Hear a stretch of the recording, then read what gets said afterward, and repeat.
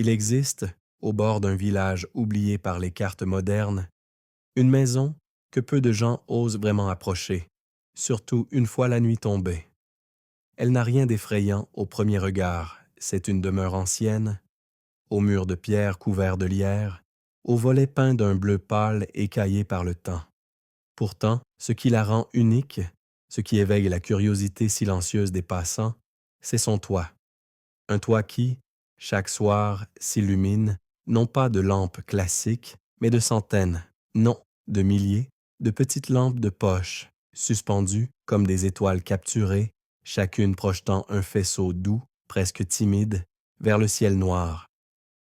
Les anciens du village racontent que cette maison ne dort jamais tout à fait. Ils murmurent, entre deux gorgées d'un thé trop infusé ou d'un vin de prune artisanal, que chaque lampe est une pensée, une mémoire, une émotion douce, encapsulée dans un boîtier de métal.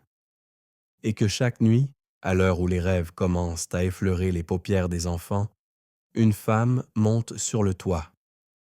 Une silhouette discrète, vêtue d'un châle aux motifs anciens, qui allume méthodiquement chaque lampe, une par une, comme on allume les bougies d'un temple secret. Cette femme, on l'appelle Madame Éléonore. Elle vit seule dans cette maison depuis des décennies. Certains disent qu'elle a toujours été là, d'autres affirment qu'elle est arrivée par un matin de brouillard, sans valise, avec pour seule compagnie un vieux chat aux plages tacheté de cendres. Peu importe. Ce que tous reconnaissent, c'est que depuis qu'elle s'est installée, le village a changé. Les cauchemars sont devenus plus rares. Les disputes familiales se résolvent plus facilement. Et parfois, lorsqu'un chagrin est trop grand, une lampe s'allume spontanément sur le toit, comme si la maison elle-même partageait le poids du cœur humain. Le village, dont le nom s'est presque perdu, on l'appelait autrefois Villarouge-les-Sources, est un endroit suspendu hors du temps.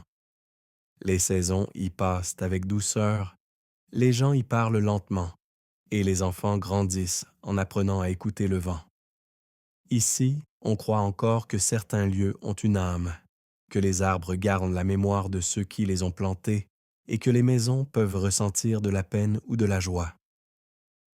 Dans ce monde presque immobile, la maison aux lampes de poche est devenue un phare invisible, un cœur battant doucement dans la nuit. Mais ce soir-là, un soir d'automne où les feuilles craquaient sous les pas et où l'air sentait la cannelle et la pluie ancienne, quelque chose était différent. Le ciel s'était teinté d'un bleu profond, trop sombre pour une heure si précoce. Une brise étrange soufflait depuis les collines, apportant avec elle un murmure à peine audible, comme un mot oublié chuchoté depuis l'autre côté du monde. Madame Éléonore, fidèle à son rituel, grimpa l'échelle de bois menant au toit. Le chat, assis à l'ombre du prunier centenaire, l'observait sans bouger. Elle alluma les premières lampes, une à une, en prononçant doucement des prénoms. Lucien, Marguerite, Nina, Théo, des noms qui flottaient dans l'air, chacun accompagné d'un petit clic et d'un faisceau lumineux. Mais ce soir, lorsqu'elle arriva à la lampe numéro 27, une petite torche rouge, cabossée mais fidèle, elle s'arrêta. Son doigt hésita. La lampe ne s'allumait pas. Elle la secoua doucement, vérifia les piles, la caressa comme on rassure un vieil ami. Rien. Le faisceau ne venait pas. Le nom inscrit sous la lampe était effacé, mais Éléonore n'avait pas besoin de le lire pour s'en souvenir. C'était une lampe très ancienne, une des premières qu'elle avait suspendues. Elle appartenait à un homme qu'elle n'avait jamais vraiment oublié. Le vent se leva un peu plus fort, emportant avec lui une feuille dorée qui tourna dans l'air comme une pensée en fuite. Éléonore ferma les yeux. « Pas ce soir, pas maintenant », murmura-t-elle. Mais le silence lui répondit. Dans la maison, une bougie vacilla, puis s'éteignit. Le chat miaula, inquiet, et au loin, très loin, une cloche tinta. Pas une cloche de l'église, une autre. Une cloche que plus personne n'avait entendue depuis longtemps. Ce fut ce soir-là que Clara arriva. Clara, sa petite nièce, à peine 16 ans, les cheveux toujours en bataille et les yeux remplis de questions. Elle venait passer quelques jours chez Éléonore, comme chaque automne, mais cette fois, quelque chose allait changer. Ce soir-là, une lampe ne s'était pas allumée, et dans le village, un frisson s'était glissé sous les portes. Le toit allait bientôt raconter ses secrets. Les lampes de poche allaient y parler, et Clara, sans le savoir, allait devenir la gardienne d'une lumière plus ancienne que les souvenirs eux-mêmes. Le matin, à Villarouge-les-Sources, ne commence jamais vraiment avec le soleil. Il commence avec les sons, le frottement des balais sur les perrons, les gémissements familiers des fenêtres qui s'ouvrent sur le jour, le chant hésitant du coq de la famille Murat, qui, malgré ses années, se croit encore l'annonciateur d'un monde neuf. Et au milieu de cette lente symphonie matinale, la maison aux lampes de poche reste souvent silencieuse, comme si elle n'était faite que pour la nuit. Mais à l'intérieur, Éléonore est déjà levée. Elle ne dort que peu, préférant écouter le vent glisser entre les pierres de sa maison ou relire des lettres jaunies rangées dans une boîte en bois sculpté. Chaque jour commence avec une tasse de thé à la verveine et une poignée de miettes déposées sur le rebord de la fenêtre pour les oiseaux. Puis elle descend dans le jardin. Là, parmi les herbes folles et les fleurs anciennes, œillets de poète, digital et lavande, elle entretient un monde à l'image du sien, fragile, discret, mais rempli de sens. Le jardin est le reflet du toit. Là où les lampes suspendues brillent pour les absents, les fleurs poussent pour les souvenirs vivants. Chaque plante a une histoire. La rose blanche pour sa sœur disparue, le chèvrefeuille pour son premier amour, les capucines pour l'enfance de Clara. Rien n'est planté au hasard. Clara, justement, venait d'arriver. Sa valise encore fermée, elle s'était installée sur le banc de pierre près du vieux prunier. Le chat, prénommé Chiffon, était venu se lever contre ses jambes, comme s'il se souvenait d'elle mieux qu'elle-même. « Tu es toujours là, toi », murmura-t-elle en le caressant. La jeune fille aimait cette maison. Pas pour son confort. Elle avait un goût prononcé pour les bains brûlants et les lys moelleux que cette demeure ne garantissait pas toujours, mais pour l'étrange paix qui y régnait. Une paix qui flottait dans l'air comme un parfum d'amande douce. C'était un lieu où l'on ne parlait pas fort, où les horloges avançaient à leur rythme, où les silences n'étaient jamais lourds. Le village, lui, n'avait presque pas changé. Le boulanger était toujours aussi grognon. Les enfants couraient après les mêmes chiens et les anciens passèrent leur temps à refaire l'histoire autour du vieux puits de la place centrale. Mais autour de la maison d'Éléonore, il y avait comme un halo de respect, de mystère même. Les villageois n'osaient pas trop parler des lampes. Ils disaient simplement « c'est son affaire ». Et cela suffisait. Ce matin-là, Clara observa sa grande-tante préparer des petits pots de confiture, poires et noisettes, sa recette préférée. Tout chez Éléonore semblait appartenir à un autre temps. Sa robe, ses gestes, même sa voix, douce comme un tissu ancien. « Tu sais, ma chérie, cette maison est un peu comme une vieille montre, » dit-elle tout en remuant la préparation. « Elle fonctionne bien, mais parfois il faut la remonter. » Clara ne répondit pas. Elle ne comprenait pas tout, mais elle aimait écouter ses phrases. Elles avaient le goût des légendes qu'on racontait au bord du feu. Dans l'après-midi, Éléonore l'invita à monter au grenier, une pièce étrange, couverte de rideaux et de poussière. Là, entre des malles fermées à clé et des cadres couverts de drap blanc, se trouvait un escalier en colimaçon, menant directement au toit. « C'est là que je garde les souvenirs », dit Éléonore. Sur le toit, les lampes étaient suspendues par de fins fils d'argent. Certaines étaient modernes, d'autres semblaient dater de la guerre. Il y en avait même une en forme de lapin, rose pâle, qui fit sourire Clara. « Tu vois cette lampe-là? Elle appartenait à ta maman. Quand elle était petite, elle avait peur du noir. Alors j'ai mis ses rires dedans pour que la nuit soit moins effrayante. » Clara la toucha du bout des doigts. La lampe vibra légèrement.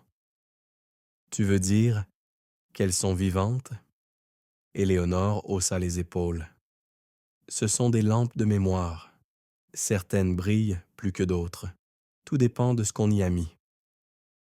La lumière dorée du soir commençait à napper les collines environnantes. Le vent s'était levé, soulevant doucement les mèches de cheveux de Clara. Elle ferma les yeux un instant. Elle crut entendre un ricanement d'enfant, un écho lointain, doux comme un rêve. Puis le silence revint. La nuit allait tomber, et avec elle, le rituel. Éléonore tendit la main vers la première lampe. « Tu veux m'aider » Clara hocha la tête. Pour la première fois, elle allait participer. Un à un, elles allumèrent les lampes. Chaque clic résonnait comme une note sur un clavier invisible. Et bientôt, le toit se transforma en constellation. Une constellation intime, lumineuse, palpitante. Alors que les premières étoiles apparaissaient dans le ciel, Clara comprit quelque chose sans pouvoir l'expliquer. Ces lampes étaient plus que des objets. Elles étaient des fragments d'âme, des morceaux de lumière arrachés à l'oubli. Et ce soir-là, elle décida qu'elle en allumerait une pour son père, même s'il était loin, même s'il ne venait plus. Le lendemain matin, un brouillard dense avait enveloppé Villarouge-les-Sources, comme une couverture de coton humide déposée sur les collines. Les sons y étaient feutrés, les silhouettes floues, et même les coqs hésitaient à crier. Clara se réveilla lentement, troublée par des rêves sans forme, où des lampes flottaient dans le ciel, accrochées à des branches d'arbres morts, tandis qu'une voix douce lui chuchotait « Il faut les raviver ». Encore engourdie, elle descendit les marches grinçantes, pieds nus sur le bois froid, et rejoignit Éléonore dans la cuisine. La vieille femme écrivait quelque chose sur une page jaune, les lunettes au bout du nez. Sur la table, une tisane fumait doucement, accompagnée de 2 morceaux de pain grillé. « Mauvaise nuit » demanda-t-elle sans lever les yeux. Clara haussa les épaules, puis s'assit. « J'ai rêvé des lampes. Elles étaient éteintes, presque toutes. » Éléonore ne répondit pas tout de suite. Elle traça encore quelques lignes, referma son carnet et murmura « Les lampes savent quand quelqu'un pense à elles. » Clara ouvrit la bouche pour poser une question, mais se ravisa. Elle sentait que certaines réponses ne venaient que lorsque le silence les autorisait. Ce fut après le petit déjeuner que le changement s'annonça. Elles montèrent, comme la veille, sur le toit, un peu plus tard, pour vérifier les lampes. Clara se montrait plus attentive cette fois, observant la manière dont Éléonore posait ses doigts sur chaque lampe, presque comme une caresse, comme si elle réveillait un souvenir endormi. Mais arrivée à la lampe numéro 27, celle qui ne s'était pas allumée la veille, Éléonore s'arrêta. « Elle reste muette, » dit-elle à voix basse. Clara s'approcha. « Tu as essayé de changer les piles » Éléonore lui lança un regard doux, amusé et un peu triste. « Ce n'est pas une question de piles, ma chérie. C'est une question de lien. Cette lampe contient une mémoire que j'ai perdue, ou que j'ai voulu perdre. » Le vent souffla plus fort. Le chat, en bas, miaula d'un ton plaintif. « Tu veux dire que tu ne te souviens plus de ce qu'il y avait dedans » Éléonore soupira. « Je me souviens du nom, mais pas du visage. Pas du rire, pas du regard.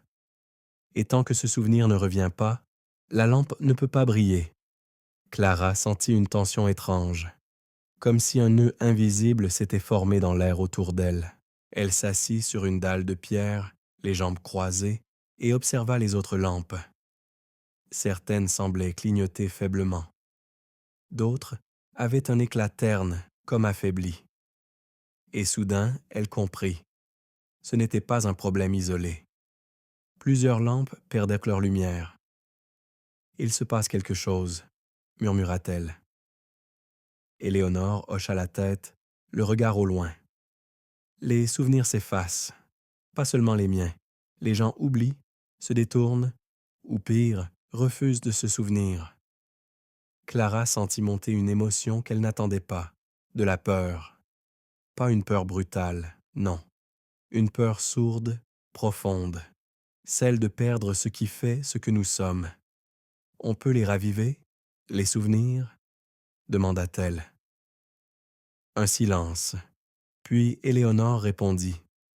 Peut-être, mais ce n'est pas sans risque. Ce fut le début de leur mission. Elles décidèrent d'essayer. Chaque jour, elles sélectionnaient une lampe faible, l'ouvraient, lisaient les inscriptions à l'intérieur, car chaque lampe contenait un petit parchemin, un mot, un symbole. Éléonore racontait ce qu'elle pouvait. Clara prenait des notes, dessinait des cartes de souvenirs. Et peu à peu, une cartographie invisible prenait forme. La lampe numéro 27 restait obstinément muette. Un soir, Clara prit une décision. Elle alla dans le grenier, seule, et fouilla dans les vieilles boîtes en carton. Elle chercha des lettres, des photographies, des carnets. Pendant des heures, elle remua la poussière, éternua, découvrit des noms qu'elle ne connaissait pas. Puis elle tomba sur une photo ancienne, noir et blanc. Un homme jeune, en uniforme, au sourire hésitant. Au dos, écrit à l'encre bleu pâle. Pour toi et hiver 1944. Clara descendit l'image, le cœur battant. C'est lui, n'est-ce pas? Demanda-t-elle en l'attendant. Éléonore prit la photo, la regarda longtemps. Ses mains tremblaient. Elle porta l'image à ses lèvres. Henri, dit-elle. Henri.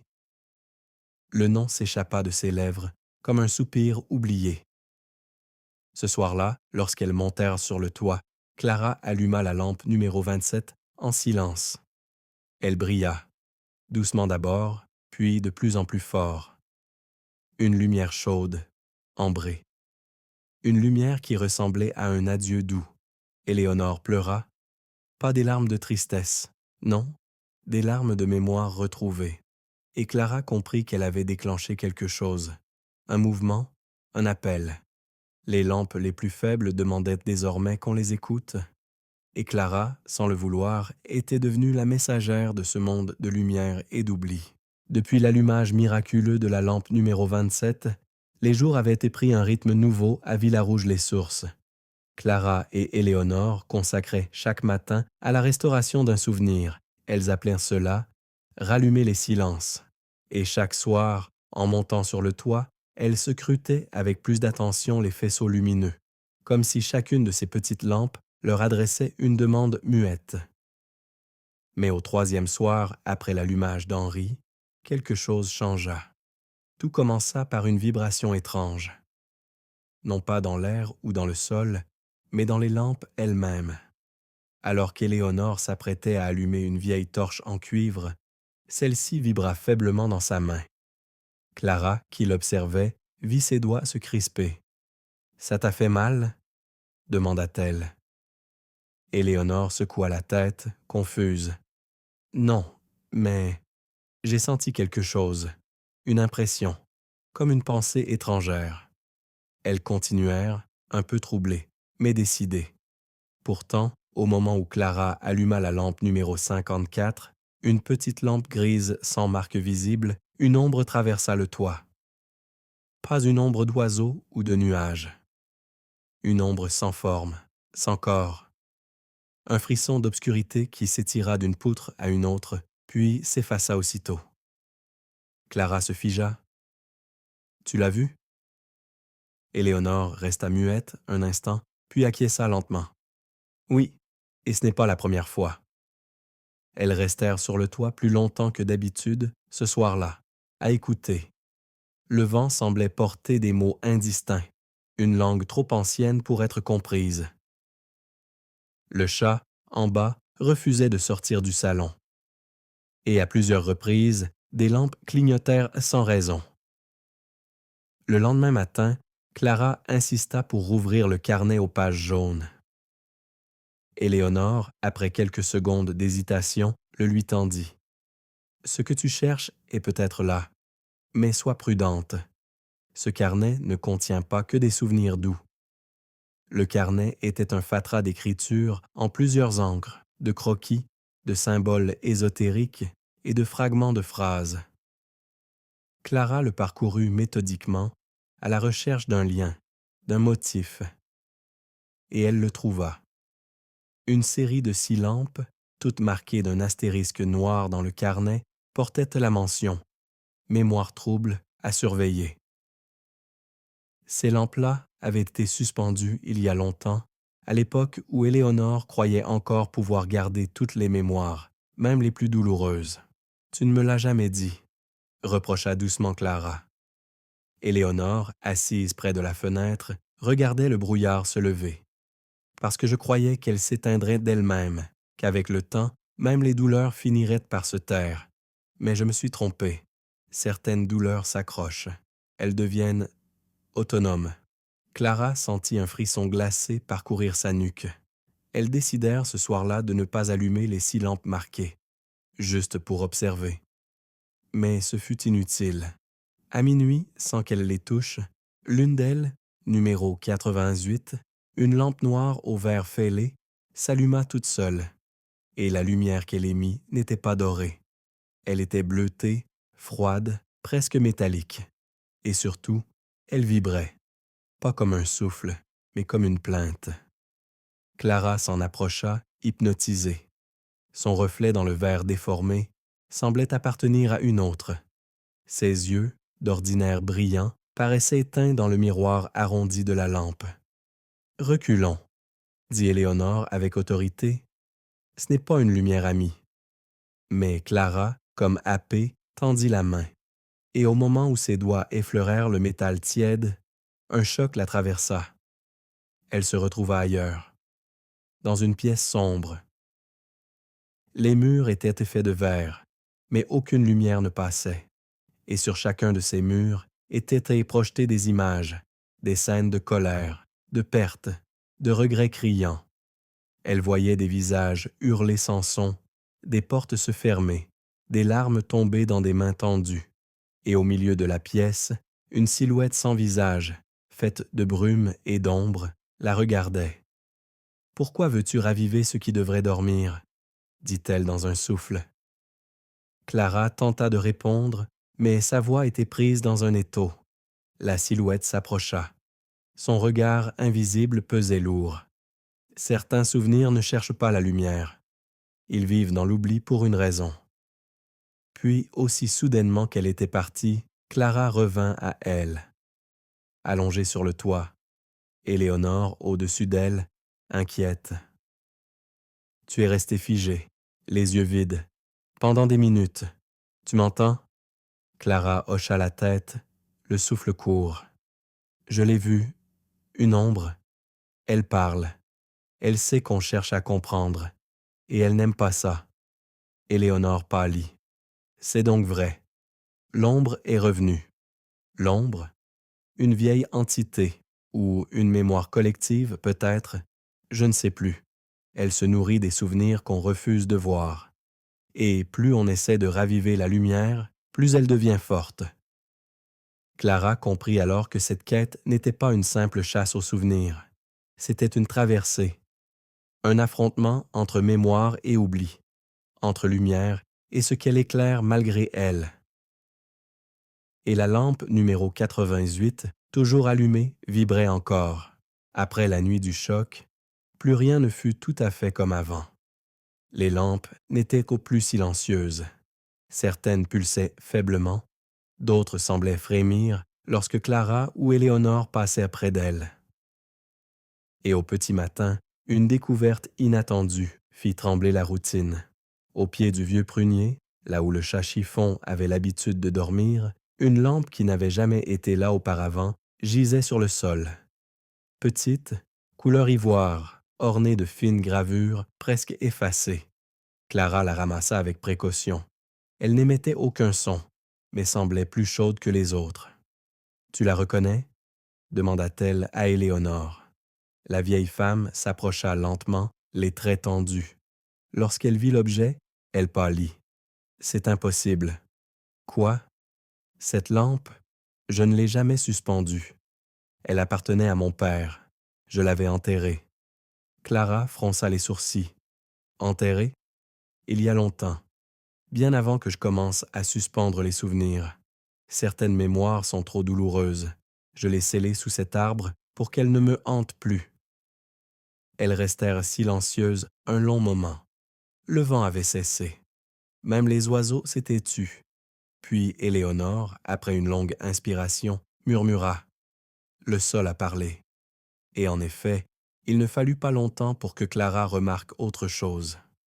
Là, juste au pied du prunier, un fragment de terre semblait s'être affaissé, comme si quelque chose avait été déplacé en dessous.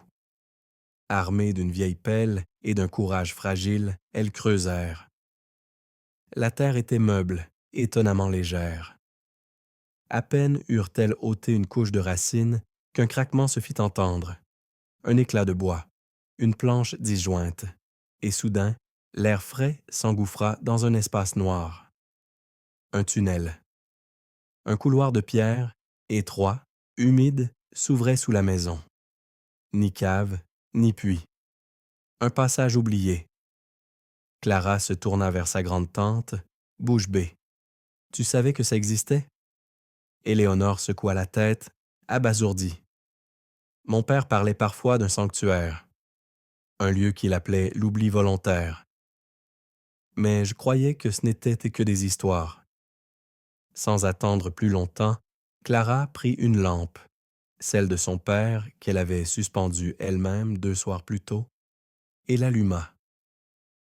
Elle jeta un rayon net dans l'ouverture. Les murs étaient couverts de mousse, les pierres suintaient, mais au fond, très loin, une surface réfléchissante scintillait. Elles échangèrent un regard et descendirent. L'air était froid, chargé d'une odeur de roche mouillée et de poussière ancienne. Le sol craquait sous leurs pas. À intervalles réguliers, des alcôves s'ouvraient dans la pierre, chacune abritant une lanterne brisée, un objet rouillé ou un simple parchemin roulé dans une fiole de verre. Rien n'était rangé, tout semblait abandonné avec précaution, comme si chaque chose avait été déposée pour être oubliée. Clara toucha l'un des parchemins. Il se désagrégea presque instantanément. « Ce sont des mémoires mortes », souffla Éléonore. « Des souvenirs que plus personne ne porte. » Mais plus elles avançaient, plus l'atmosphère changeait. Les murs devenaient plus lisses, presque polis. Le tunnel se rétrécissait parfois, forçant Clara à se pencher, à ramper même. Puis, sans avertissement, elles débouchèrent dans une salle ronde, voûtée, éclairée par un puits de lumière venu d'on ne savait où. Et au centre de cette salle, un arbre souterrain, figé dans la pierre, comme pétrifié. Ses branches s'élevaient vers le plafond sans jamais l'atteindre. À l'extrémité de chaque branche, une petite lampe de poche pendait, éteinte, immobile. Clara en compta 12. 12 lampes. Aucune ne ressemblait à celle du toit. Elles étaient anciennes, uniques, sculptées avec soin. Mais toutes portaient la même gravure, un cercle brisé, traversé par une ligne. Ce symbole, souffla Éléonore. Clara leva les yeux. Qu'est-ce que c'est? C'est le sceau du refus, un ancien glyphe utilisé pour enfermer les souvenirs jugés trop dangereux, trop sombres, trop vrais. Un courant d'air glacial parcourut la pièce. Clara s'approcha d'une lampe. Elle sentit une vibration légère, familière. Elle se veut être libérée. Éléonore la retint par le bras. « Non, pas encore. Nous devons comprendre avant. » Mais la lampe que Clara avait frôlée s'alluma toute seule. Une lumière violette, incandescente, projetée contre la pierre, et dans cette lumière apparut une image. Une jeune femme, agenouillée, tenant un enfant dans ses bras, en pleurs. Autour d'elle, des silhouettes fuyantes, floues, puis tout disparut. Clara tremblait. Éléonore restait figée. « C'est ma mère », murmura-t-elle. « Et cette scène, je ne m'en souviens pas. » Le passé, désormais, ne se contentait plus de hanter les lampes. Il s'incarnait. et la salle semblait les écouter. Quelque part, dans le tronc de l'arbre pétrifié, un battement sourd résonna, comme un cœur endormi qui se réveille. Le chemin venait de s'ouvrir. Mais à quel prix? La découverte de l'arbre pétrifié avait bouleversé Clara plus qu'elle ne voulait l'admettre. Ce n'était pas simplement un arbre enfermé dans la pierre, c'était un sanctuaire d'ombre, un cœur de mémoire figé dans le silence. Depuis leur retour à la surface, elle ne dormait plus comme avant. Elle passait ses nuits à fixer le plafond de sa petite chambre mansardée, écoutant le craquement lent du bois, le souffle du vent entre les tuiles, et parfois, où croyait-elle seulement? Le murmure ténu des lampes sur le toit. Des phrases sans sens, des bribes de rêves, des soupirs d'âmes oubliées. Éléonore, elle aussi, semblait changer. Plus taciturne, elle se perdait dans des rêveries silencieuses, souvent immobile devant la fenêtre. Le carnet aux pages jaunes restait fermé, presque sacré. Une fois, Clara la surprit en train de tracer au mur un symbole au fusain, le cercle brisé traversé par une ligne. « Pourquoi le redessiner ?» demanda-t-elle. Éléonore ne répondit pas immédiatement. Puis, la voix tremblante. « Parce que ce symbole n'est pas qu'un sceau. Il est aussi un avertissement. » Un après-midi, alors que le brouillard n'avait pas quitté les collines depuis 3 jours, Clara monta seule sur le toit. Elle s'installa au centre, en tailleur, entourée des lampes. Le silence y était profond, presque trop parfait. Elle ferma les yeux. Elle voulait comprendre, sentir, ressentir. Et alors, comme tirée par un fil invisible, sa conscience glissa. Tout d'abord, il y eut l'obscurité. Une obscurité si dense qu'elle n'avait pas de couleur. Puis, un vent, chaud et lourd, venu de l'intérieur. Des éclats de voix, d'abord flous, puis plus nets. Des noms, des lieux, des souvenirs qui ne lui appartenaient pas. Elle vit un enfant seul dans une cuisine vide, jouant avec une lampe éteinte. Une femme assise sur un banc, répétant sans cesse la même phrase. « Ce n'est pas moi qui ai fermé la porte. » Un homme, dans une forêt, enterrant une boîte. Et surtout, elle se vit elle-même. Pas comme elle était, mais comme elle aurait pu être. Plus jeune, plus triste, un regard vide. Cette version d'elle murmurait. « Tu ne devrais pas chercher. Certains souvenirs brûlent. » Clara ouvrit les yeux d'un coup. Elle était toujours sur le toit. Mais une pluie fine tombait maintenant, et toutes les lampes étaient allumées. Toutes, même celles qu'elle n'avait pas touchées depuis des semaines. Elle courut en bas, trempée, haletante. « Éléonore ?» La vieille femme accourut, inquiète. Clara la saisit par les bras. « Quelque chose se passe. J'ai vu des visions, des souvenirs, et moi, une autre moi. Elle m'a parlé. » Éléonore la fit asseoir, lui apporta une serviette, du thé, du calme. « Ce sont les lampes, » dit-elle. « Plus tu entres en résonance avec elles, plus elles se connectent à toi. Ce n'est pas seulement toi qui les éclaires, c'est elles qui t'ouvrent. » Clara baissa les yeux. « Mais pourquoi? Pourquoi maintenant? » Éléonore soupira. « Parce que tu portes quelque chose que je ne peux plus porter seule. » Elle se leva, alla chercher une boîte dans la pièce du fond. L'ouvrit lentement. À l'intérieur, une lettre, froissée, non ouverte, l'encre du nom du destinataire à peine lisible. « C'est pour moi ?» demanda Clara. Éléonore secoua la tête. « Pour ta mère, de ton père. Elle ne l'a jamais lue. Elle m'a demandé de la garder. Et je ne l'ai jamais rendue. » Clara tendit la main, hésitante. « Tu peux la lire ?» dit Éléonore. « Je crois qu'il est temps. » La lettre était courte, mais chaque mot pesait lourd. « Ma chère Élise, si tu lis cette lettre, c'est que je ne suis plus là. Pas dans ce monde, du moins. Mais ne pleure pas. J'ai trouvé un lieu, un espace entre les souvenirs, un refuge, là où j'ai pu laisser ce que je ne pouvais plus porter. Si Clara grandit, dis-lui. Dis-lui que la lumière n'est jamais perdue. Elle change seulement de forme. Et parfois, elle attend. Je vous aime. H. Clara referma la lettre. Elle ne pleurait pas. Elle sentait autre chose. Une chaleur douce. Une présence. Cette nuit-là, le vent souffla fort sur Villarouge-les-Sources. Les volets claquaient. Les lampes dansaient doucement. Et au pied de l'arbre pétrifié, dans la salle souterraine, une autre lampe s'alluma. La 7e. Clara la vit en rêve. Une lumière d'ambre, pulsante, comme un cœur battant sous la pierre.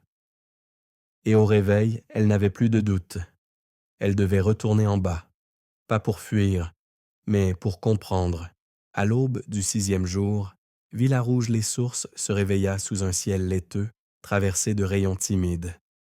Pour la première fois depuis des semaines, le brouillard se dissipa peu à peu, découvrant les toits humides, les collines mordorées, les chemins couverts de feuilles, d'ambre et d'or.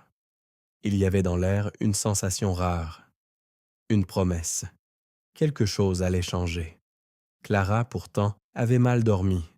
Son esprit était agité, traversé d'échos. Les mots de la lettre résonnaient encore dans sa poitrine comme une mélodie oubliée. La lumière n'est jamais perdue. Elle change seulement de forme, et parfois elle attend. Elle descendit lentement les marches de bois, pieds nus, et trouva Éléonore déjà assise à la grande table de la cuisine, en train de préparer du pain d'épices. « Tu ne dors plus non plus ?» demanda Clara, la voix encore rauque. Éléonore sourit sans répondre. Elle saupoudra un peu de sucre sur la pâte et ajouta doucement. « Tu as vu la 7e lampe. » Clara hocha la tête. Elle savait que ce n'était pas un simple rêve.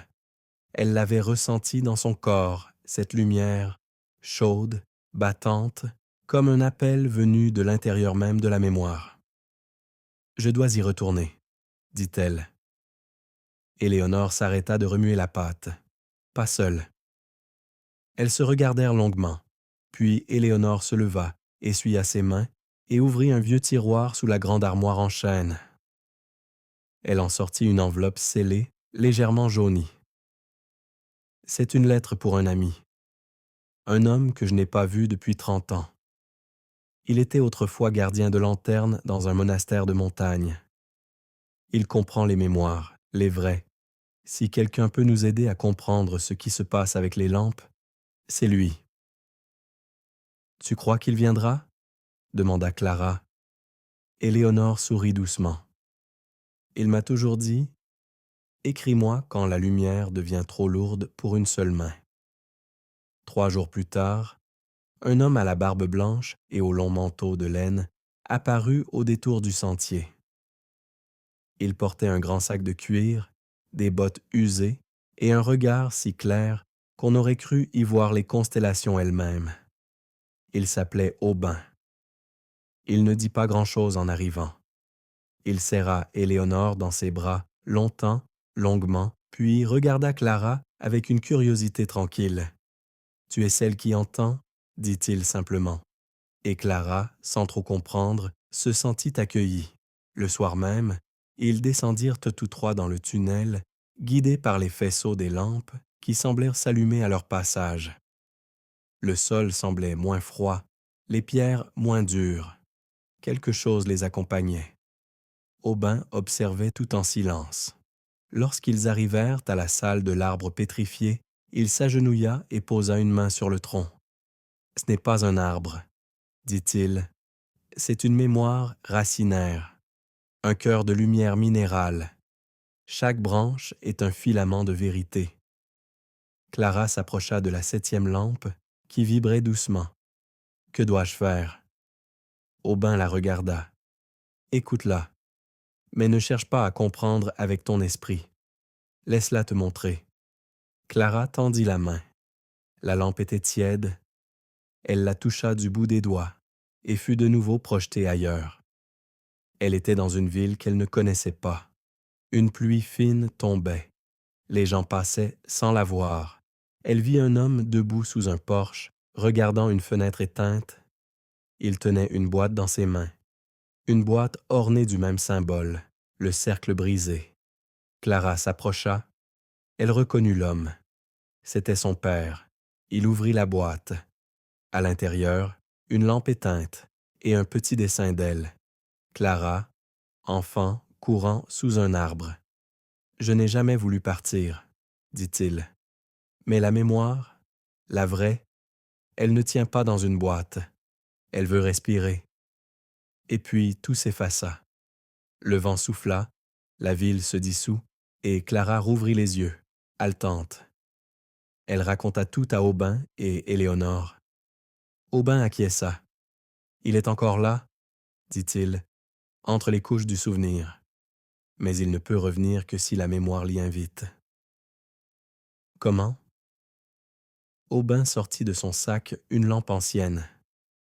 Elle ne brillait pas, mais sa surface était gravée de runes fines, presque invisibles. Voici une lampe d'ancrage. Elle ne contient rien, elle accueille.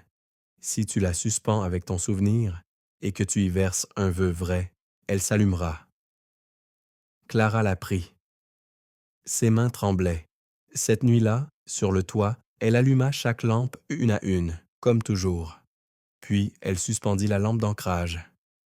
Elle s'assit en silence, pensa à son père, à ses mots dans la lettre. Elle ferma les yeux et dit doucement « Reviens. Pas pour moi, pour toi. » La lampe resta éteinte.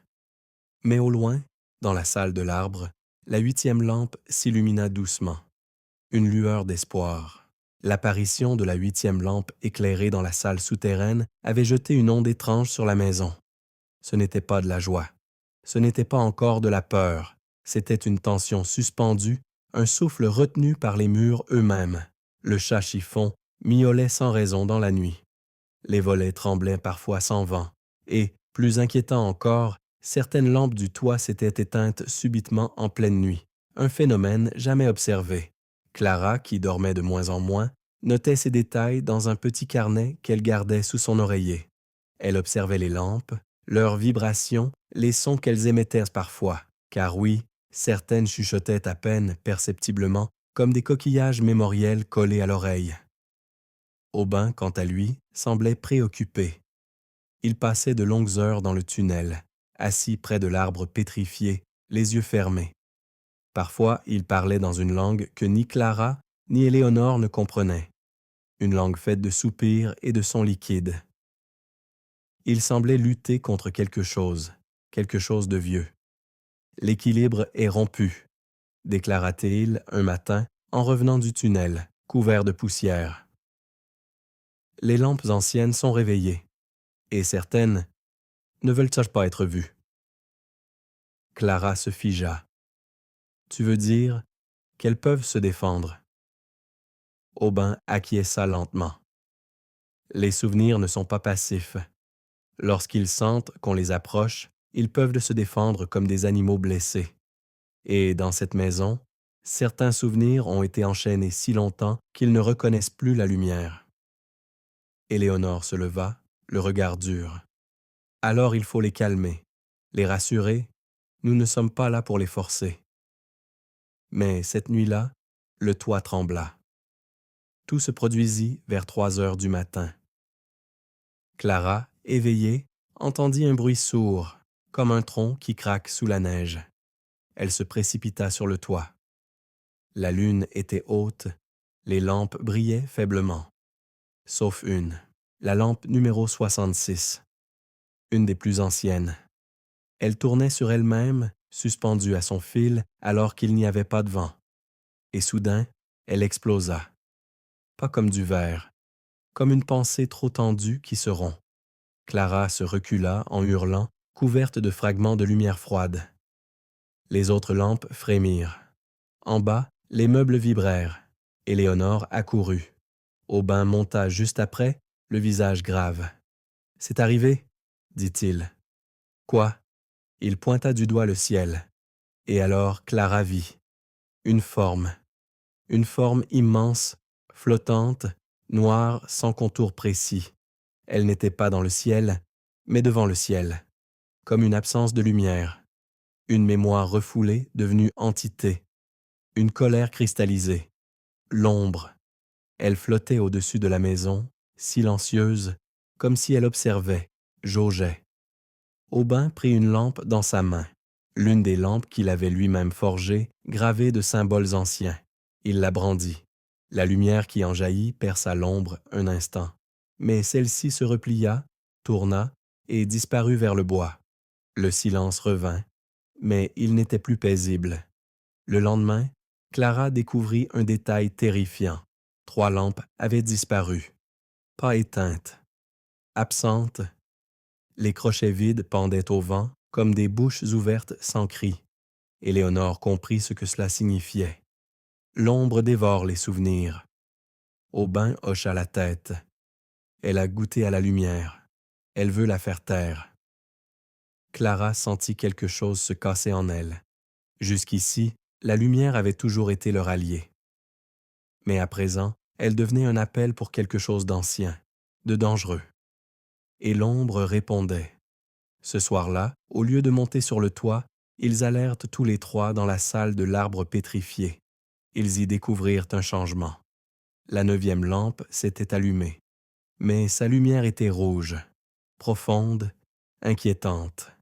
Et au sol, une inscription était apparue, gravée à même la pierre. Une phrase simple mais glaciale. « Vous avez réveillé ce qui dormait. Payez. » Clara regarda Aubin. Il semblait plus vieux, d'un coup, comme s'il portait le poids de tous les souvenirs du monde. « Alors, que fait-on » demanda-t-elle. Éléonore posa sa main sur l'épaule de sa nièce. « On continue, mais plus seule. » Elle se leva, droite, digne. Il est temps d'inviter les autres, les enfants du village, les anciens, ceux qui se souviennent encore, même confusément. Il faut rallumer la mémoire collective, créer une lumière que l'ombre ne pourra pas avaler. Clara comprit. Il ne s'agissait plus seulement de préserver les souvenirs d'une maison, il s'agissait de raviver la mémoire de tout un lieu, de tout un peuple, avant que l'ombre n'efface tout. Le matin suivant fut étrange. Pas tout à fait gris, pas tout à fait clair. Un entre-deux. Le genre de lumière qui donne l'impression que le jour hésite à naître. Et dans cet éclat incertain, Clara se leva, déterminée, le visage fermé, le regard clair. Elle avait changé. Les événements de la nuit, la disparition des lampes, l'apparition de l'ombre, la menace inscrite dans la pierre, avaient fait tomber une barrière en elle. Une peur ancienne. L'idée que les choses finiraient toujours par s'oublier. À présent, elle savait, il fallait agir, et agir vite. Dans la cuisine, Éléonore l'attendait avec du pain chaud et un petit bol de confiture de coin. Elle n'avait presque pas dormi, elle non plus. Aubin, assis près de la fenêtre, griffonnait des symboles dans un carnet. Il levait parfois les yeux vers le ciel, comme s'il y lisait une partition invisible. Clara s'assit, attrapa une tranche de pain. « Il faut qu'on parle aux autres. » Éléonore hocha la tête, grave. Le village a oublié. Ou plutôt, il s'est habitué à oublier. Aubin se redressa. Mais la mémoire ne se réveille pas par la force. Elle s'offre. Il faudra les toucher.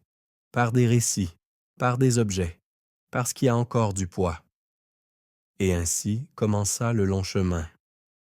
Clara et Éléonore partirent d'abord chez Madame Jouan, une vieille femme presque aveugle qui passait ses journées à tricoter sur le seuil de sa porte. Elles lui apportèrent une lampe, éteinte, et un mouchoir brodé. « Vous vous souvenez de ça ?» demanda Clara. La vieille toucha le tissu. Un frémissement parcourut ses doigts. Elle sourit. « Ah, c'était à Lucette, ma sœur. Elle dansait tout le temps, même quand il pleuvait. » Et la lampe s'alluma, doucement, dans ses mains. Puis vinrent les enfants de l'école. Clara les invita dans le jardin. « Racontez-moi un souvenir, le premier qui vous vient. » Ils furent timides. Puis, l'un d'eux parla de son grand-père qui lui avait appris à faire du feu. Une petite fille évoqua une lettre cachée dans une boîte à musique. Un autre se rappela le goût d'un gâteau oublié. Clara captura chaque parole, les inscrivit sur des rubans qu'elle attacha aux branches du prunier. Le vent les fit danser, et le soir même, 10 lampes s'allumèrent en silence sur le toit. Des lampes nouvelles. Aubin, pendant ce temps, confectionnait des lampes d'accueil, des lampes neutres, prêtes à recevoir un souvenir vrai. Il en plaça dans les maisons, près des puits, au pied des arbres. Le village devint peu à peu constellé de petites lueurs. Mais l'ombre n'était jamais loin. Par 2 fois, Clara trouva des lampes soufflées. Parfois, les mots sur les rubans disparaissaient. Une odeur de cendre flottait dans certains coins du jardin. Le vieux chat refusait d'aller près de l'échelle du toit. La tension grandissait, mais Clara continuait. Chaque jour, elle allait voir quelqu'un d'autre. Chaque jour, elle écoutait. Un homme lui raconta une guerre.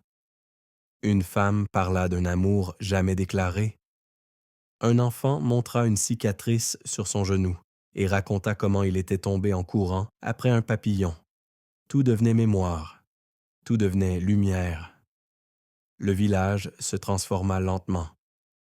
Au début, les gens riaient doucement, parlaient de la fille aux lampes. Puis ils commencèrent à attendre son passage, à préparer un objet, une chanson, un nom, et la nuit, le toit brillait comme une carte du ciel. Un soir, alors qu'ils venaient d'ajouter la 100e lampe neuve, Clara s'assit seule au milieu du toit. Elle regarda l'ombre qui flottait encore au loin, entre les arbres. Elle ne bougeait pas. Elle semblait attendre, peser. Et Clara murmura, « Tu n'auras pas tout. » Mais le chemin était long, épuisant. Il y eut des jours sans lumière, des silences, des portes fermées, des souvenirs trop lourds à réveiller. Et Clara doutait parfois, mais à chaque fois qu'elle pensait abandonner, une lampe clignotait doucement, comme un clin d'œil, une réponse. Et un soir, alors que le vent soufflait plus chaud que d'habitude, Clara descendit dans la salle de l'arbre avec Aubin et Éléonore. 12 lampes brûlaient maintenant sur les branches de pierre. 12. La dernière venait de s'allumer sans contact, simplement en réponse à une chanson que Clara avait chantée à une vieille femme alitée dans une maison au bord du village. Aubin posa sa main sur le tronc. Le cœur de mémoire est prêt. Clara ferma les yeux. Elle savait que ce n'était pas la fin. Mais la fin approchait, et elle n'était plus seule. Il arriva un moment où Clara comprit que ce qu'elle faisait ne relevait plus du choix. Ce n'était pas une mission. Ce n'était plus une quête initiée par curiosité, ni une volonté de sauver quelques souvenirs dispersés. Ce qu'elle vivait désormais était une vocation, une voix révélée par l'écho silencieux du monde. Elle ne l'avait pas choisie. Elle avait simplement répondu. Ce fut une nuit sans lune. Le vent soufflait comme une respiration lente sur la lande. Les collines se courbaient dans l'ombre. Le toit de la maison brillait d'une lueur douce, comme un îlot de mémoire dans un océan d'oubli. Clara était seule sur les tuiles, jambes croisées, les mains ouvertes sur ses genoux. Elle avait les yeux fermés, mais elle voyait. Elle voyait chaque lampe comme un battement de cœur. Chacune émettait une fréquence, un souffle, une mémoire incarnée. Elles n'étaient pas seulement des objets, elles étaient des présences. Et dans leurs vibrations douces, elle entendait les noms, les rires, les pleurs, l'histoire du monde, fragmentée mais vivante. Et au loin, dans la vallée, l'ombre attendait toujours. Elle n'attaquait pas, elle ne fuyait pas non plus, elle devenait. Clara comprit alors que la véritable bataille ne se jouerait pas entre lumière et ténèbres, mais entre 2 formes de vérité, celle que l'on garde et celle que l'on nie. L'ombre n'était pas un monstre, elle était une mémoire étouffée, une somme de refoulements, de peurs, de non-dits, un continent de silence, et elle-même. Que gardait-elle au fond de son silence? Elle descendit dans le grenier. Là, dans une boîte qu'elle n'avait jamais osé ouvrir, elle retrouva un carnet, le sien. d'avant, de l'époque où elle écrivait des histoires dans un cahier à spirale, où elle parlait à la lune à travers la lucarne, et où son père n'était qu'un prénom absent. Elle relut des passages oubliés. Une phrase en particulier fit frissonner son âme. Je garde tout ce que je ne peux dire dans ma gorge. C'est pour ça que parfois, j'ai du mal à respirer. Clara s'assit. Les larmes vinrent, longues, lentes, silencieuses. Pas de douleur aiguë. Plutôt un dégel, une dissolution des nœuds. Et dans ce moment de vérité, elle sentit un poids se lever en elle. Puis, elle sut ce qu'elle devait faire. Elle redescendit, alluma une lampe blanche, l'une des plus anciennes, jamais utilisée, et y grava de sa main une phrase. « Je me souviens et j'accepte ». Elle suspendit cette lampe au centre du toit, là où l'échelle formait une croix avec la poutre. Elle la regarda s'allumer, et elle changea. Le lendemain, elle alla voir Éléonore. « Je vais descendre seule ce soir. » Éléonore pâlit. « Tu sais ce que ça veut dire? » Clara acquiesça. « Je dois aller à sa rencontre. » Aubin arriva comme appelé par le vent. Il s'approcha doucement, posa une main sur l'épaule de Clara. « Tu n'as plus peur? »« Si, mais je n'en fais plus une barrière. » Il hocha la tête. « Alors l'arbre t'ouvrira. » Au crépuscule, Clara descendit une dernière fois dans la salle du cœur de pierre. Les 12 lampes brillaient autour de l'arbre figé. Les murs semblaient respirer lentement, comme une caverne vivante. Clara s'agenouilla. Elle posa ses mains sur le tronc, et pour la première fois, elle parla à voix haute. « Je suis prête, je ne veux pas lutter, je veux comprendre. » Alors la pierre trembla. Une lumière s'ouvrit entre les branches, une lumière profonde, liquide, bleue comme l'encre de la mémoire. Et dans cette lumière, une forme s'échappa. Non pas une ombre, une femme, jeune, très belle, silencieuse. Clara reconnut son propre visage. Mais ce n'était pas elle. C'était la mémoire d'elle-même qu'elle avait voulu oublier. L'enfant perdu, la jeune fille brisée, celle qui avait crié dans le silence, qui avait attendu sans réponse, qui avait appris à se taire pour ne pas déranger. La mémoire flottait là, paisible, sans reproche. Clara tendit la main, et la mémoire sourit. Le contact fut doux, et dans un souffle, la lumière se referma. L'arbre vibra, les lampes autour d'elle brillèrent de plus fort, et, très loin, sur le toit, les autres lampes s'allumèrent une à une, comme si elles respiraient ensemble. L'ombre, au loin, recula. Pas parce qu'elle avait été vaincue, mais parce qu'elle avait été reconnue. Clara remonta au petit matin. Le ciel était clair. Elle n'était plus la même. Elle était mémoire et lumière. La nuit tomba sans transition. Pas de crépuscule, pas de nuance. Le soleil sembla aspirer, comme avalé par un puits invisible, et le ciel se vida de ses couleurs. Villarouge-les-Sources bascula dans une obscurité si dense que même les étoiles disparurent, une obscurité sans reflet, sans profondeur, une obscurité intérieure. Clara, debout sur le toit, les bras croisés sur la poitrine, regardait le néant. Les lampes tremblaient. Certaines s'étaient éteintes malgré leurs liens solides. D'autres clignotaient par vagues, comme des cœurs hésitants. En bas, Éléonore et Aubin s'activaient. Ils avaient placé des lampes d'ancrage tout autour de la maison, formant un cercle de lumière palpitante. Chaque lampe était chargée d'un mot, d'un vœu, d'un souvenir offert par les habitants du village. Des voix résonnaient dans la nuit, pas humaines. L'ombre approchait. Clara descendit du toit. Elle entra dans la salle souterraine. L'arbre pétrifié brillait faiblement. Les 12 lampes y vibraient comme si elles étaient traversées par une tempête invisible. Le sol tremblait sous ses pas.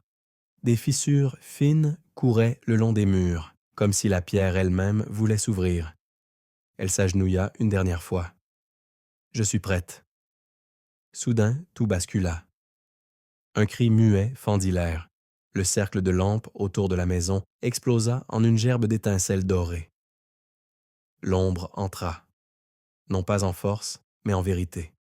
Elle ne franchit pas un seuil, elle fut là, partout, d'un coup. Le vent se coupa, le temps se figea, et Clara se leva. Face à elle, une forme humaine se dessinait dans l'obscurité, une silhouette faite d'absence. Ses yeux n'étaient pas vides, ils étaient remplis de souvenirs rejetés. Des milliers de visages, des millions de cris, des peurs, des regrets, des pertes. Elle tendit la main. « Je suis toi », dit l'ombre. Clara ne recula pas. « Non, tu es ce que je ne voulais pas voir, ce que nous tous avons fui. Mais je ne fuis plus. » Elle avança. À chaque pas, une lampe sur le toit se rallumait. Les souvenirs du village, de ceux qui avaient éparlé, chanté, pleuré, dansé. Les enfants, les anciens, les oubliés. « Tu ne seras pas détruite, » murmura Clara. « Tu seras aimée. » Et elle tendit les bras. L'ombre hésita, puis frissonna, puis se fendit. Des milliers de fragments lumineux s'en échappèrent, comme des oiseaux noirs redevenus lumière. Chaque fragment portait une mémoire, un prénom perdu, un rire étouffé, une étreinte non donnée. Clara les reçut en elle. Sans peur, un grondement sourd secoua la terre. L'arbre pétrifié éclata dans une gerbe de lumière. Les 12 lampes montèrent lentement dans l'air, tournoyant autour de Clara, dessinant une spirale. Et dans cette spirale, elle vit. Elle vit le passé, le futur, les 1000 visages du souvenir. Elle vit son père au bord d'un lac, sa mère, jeune, en train de danser pieds nus sous la pluie. Elle vit des inconnus, des enfants morts-nés, des femmes blessées, des hommes disparus. Elle les vit, et elle les aima. Puis le calme revint. L'ombre s'était dissoute, non pas vaincue, mais acceptée. Clara s'agenouilla. Autour d'elle, toutes les lampes brillaient, toutes, même celles que personne n'avait jamais touchées, même celles que le vent avait fait tomber, même celles qui n'avaient jamais été nommées. La maison devint un phare, et Villarouge les sources, un sanctuaire. Éléonore et Aubin la retrouvèrent allongée au pied de l'arbre, les mains ouvertes, le visage calme. Elle dormait, mais elle souriait.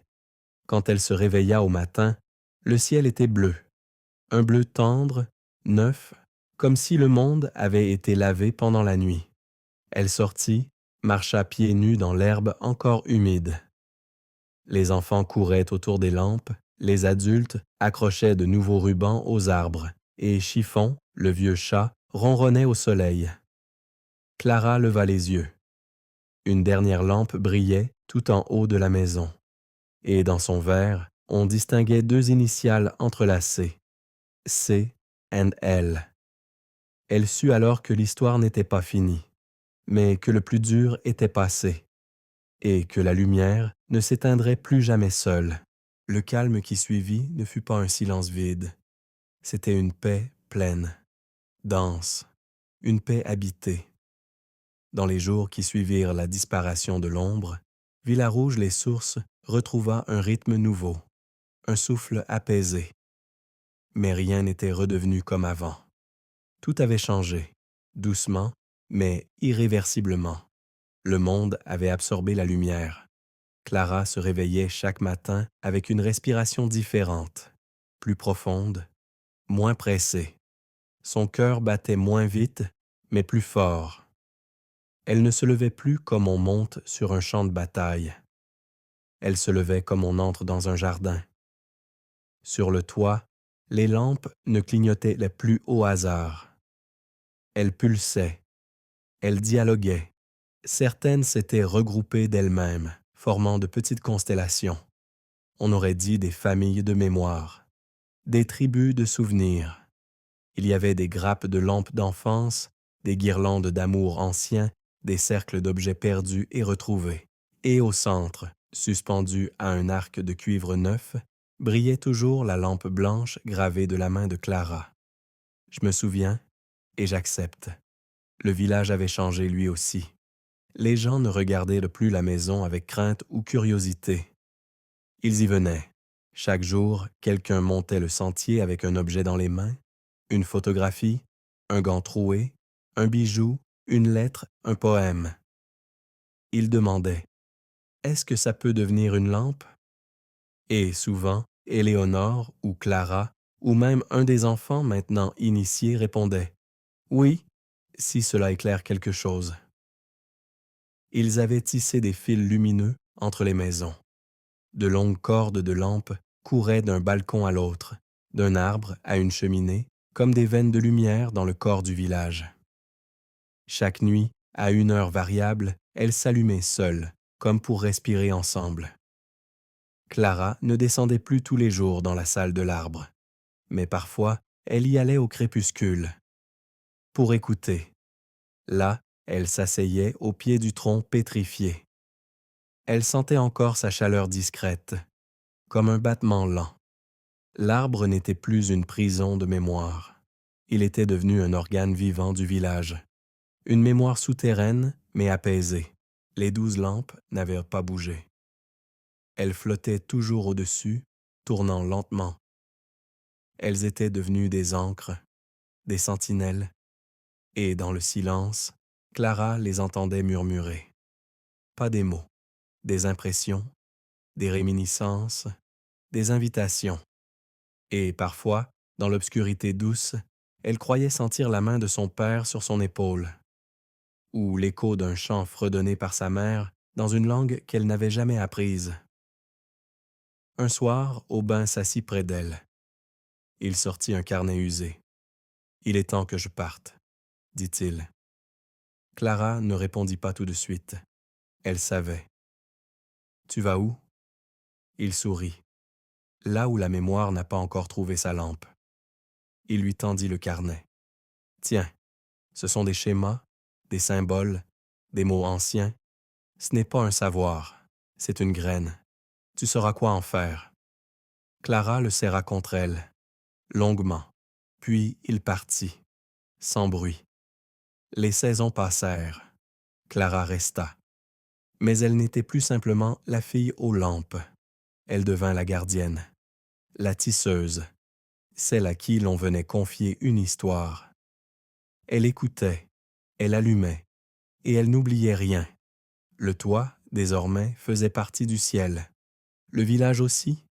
Et Clara, parfois, levait les yeux vers l'horizon et se demandait « Combien d'autres lieux ont besoin d'une maison aux lampes de poche ?» Mais pour l'instant, elle restait, parce que parfois, la lumière la plus forte est celle qu'on garde là où tout a commencé. Une nuit, alors que la pluie tombait doucement sur les tuiles, Clara s'endormit dans son fauteuil, un carnet sur les genoux. Elle rêva. Dans son rêve, la maison s'envolait, doucement, lentement, comme portée par les lampes elles-mêmes. Et chaque lampe devenait une étoile, et chaque étoile devenait un souvenir, et chaque souvenir, un monde. Au réveil, elle souriait. Elle savait. La lumière n'est pas ce qu'on voit, c'est ce qu'on reconnaît et ce qu'on accepte d'aimer. Les années passèrent comme on tourne doucement les pages d'un livre ancien, avec respect, lenteur et parfois un sourire silencieux. Le village de Villarouge-les-Sources s'était transformé, oui, mais pas de manière spectaculaire. Ce n'était pas devenu un lieu touristique ni un repère mystique. C'était resté un village, avec ses silences, ses pots de fleurs, ses réveils brumeux et ses odeurs de soupe qui montaient aux fenêtres. Mais désormais, la lumière vivait partout. Des lampes de poche suspendues au balcon, des guirlandes discrètes dans les arbres, des lanternes aux symboles gravés accrochées sous les gouttières. Le village respirait à travers elles. Les souvenirs avaient retrouvé leur demeure. Les oublis aussi. Et au sommet de la colline, la maison d'Éléonore, la maison aux lampes, brillait toujours chaque soir. Pas avec force, non, mais avec persistance, comme un battement de cœur régulier. Clara vivait toujours là, mais elle n'était plus tout à fait la même. Son visage avait gagné une sérénité douce, presque végétale. Ses gestes étaient plus lents, plus assurés. Elle parlait peu, écoutait beaucoup. Elle écrivait dans des carnets qu'elle ne montrait à personne. Elle lisait dans les lumières, comme d'autres lisent les lignes de la main. Les enfants du village venaient la voir après l'école. Ils l'appelaient parfois la veilleuse. Elle leur préparait du thé aux pétales de coquelicot et leur racontait des histoires, celle de la lampe perdue, celle du souvenir qui n'avait pas de voix, celle du ruban qui volait si haut qu'il n'était jamais redescendu. Mais parfois, au milieu d'un récit, elle s'arrêtait, elle écoutait, car toutes les lampes, même silencieuses, vibraient, et dans certaines vibrations, elle reconnaissait un frisson d'ombre, pas l'ombre d'avant, une autre. La nouvelle ombre n'était pas menaçante. Elle ne rampait pas, elle ne volait pas les lampes, elle rôdait doucement au bord des choses, dans les silences entre les paroles, dans les objets que personne n'apportait, dans les souvenirs que même les enfants ne voulaient pas nommer. Clara comprenait. Tout souvenir est clair, mais toute lumière projette aussi une ombre. L'oubli volontaire, le pardon impossible, le silence choisi. Elle ne luttait plus contre cela. Elle accueillait. Chaque fois qu'un enfant refusait de parler, elle posait une lampe blanche près de lui. Chaque fois qu'un ancien disait « Je ne veux pas me souvenir », elle traçait un cercle autour de ces mots. Et elle disait simplement « C'est bien aussi ». Parfois, la lampe blanche restait éteinte.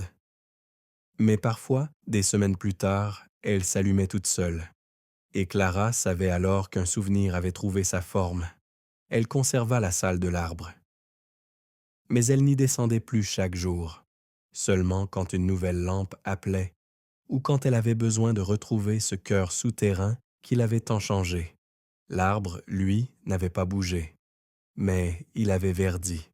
Oui, un jour, sans prévenir, de petites feuilles avaient été poussées à l'extrémité de l'une des branches de pierre, puis une autre, puis encore, des feuilles grises argentées, douces comme du velours. Le cœur pétrifié recommençait à vivre. Clara comprit que les souvenirs ne sont jamais figés. Ils mûrissent. Un hiver, Éléonore mourut. Doucement, sans douleur. Elle s'endormit dans son fauteuil, une lampe entre les mains. Clara la veilla toute la nuit.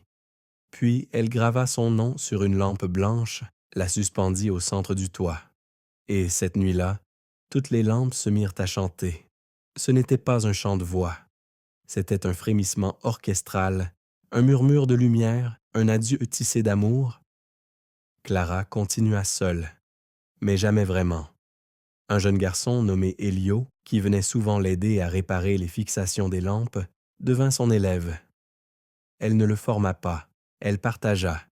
Et lui, un jour, grava sa propre phrase sur une lampe. « Je veux être le souvenir de quelqu'un, un jour. » Clara sourit. Le flambeau était déjà passé.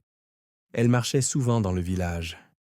Elle parlait aux arbres, elle murmurait des noms dans le vent, elle accrochait des rubans sans mots. Et les gens la saluaient avec douceur.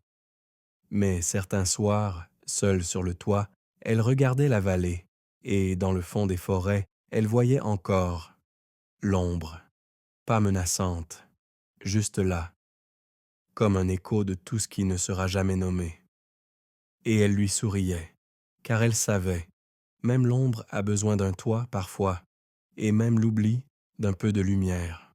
Un jour, sans raison particulière, Clara cessa d'ajouter de nouvelles lampes. Ce n'était pas un arrêt brutal, ce fut un glissement, une mue invisible. Les jours devinrent plus vastes, les nuits plus silencieuses, et quelque chose dans son cœur, une porte longtemps tenue ouverte, se referma doucement, pas dans l'oubli, mais dans l'achèvement. Elle continua d'allumer les lampes chaque soir, bien sûr. Elle en changeait les batteries, les accrochait à de nouvelles branches, nettoyait le verre avec soin. Elle écoutait toujours les enfants, les vieux, les éclats de souvenirs flottant dans le vent. Mais elle n'ajoutait plus, comme si toutes les lampes qui devaient exister existaient déjà.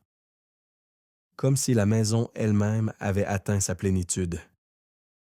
Les visiteurs vinrent encore pendant un temps, de plus loin, de plus haut. Des pèlerins du souvenir, des conteurs, des rêveurs. Ils prenaient le sentier en silence, offraient parfois une lampe ou un nom, puis repartaient. Certains pleuraient, d'autres riaient, mais tous repartaient changés, pas bouleversés, non, clarifiés. Clara les accueillait avec la même simplicité qu'un jardinier accueille la pluie. Et puis, peu à peu, même les visiteurs se firent rares. Clara ne s'en plaignait pas. Elle passait ses après-midi sur le banc sous le grand prunier, un vieux chat couché contre sa hanche, un carnet ouvert sur les genoux. Elle écrivait peu. Elle traçait des cercles, des spirales, des mots tissés dans des phrases incomplètes. Elle écrivait pour que le silence ait aussi un langage, et dans ce silence, elle entendait plus que jamais le froissement des feuilles, le chant des lampes au crépuscule, le soupir du monde en transformation.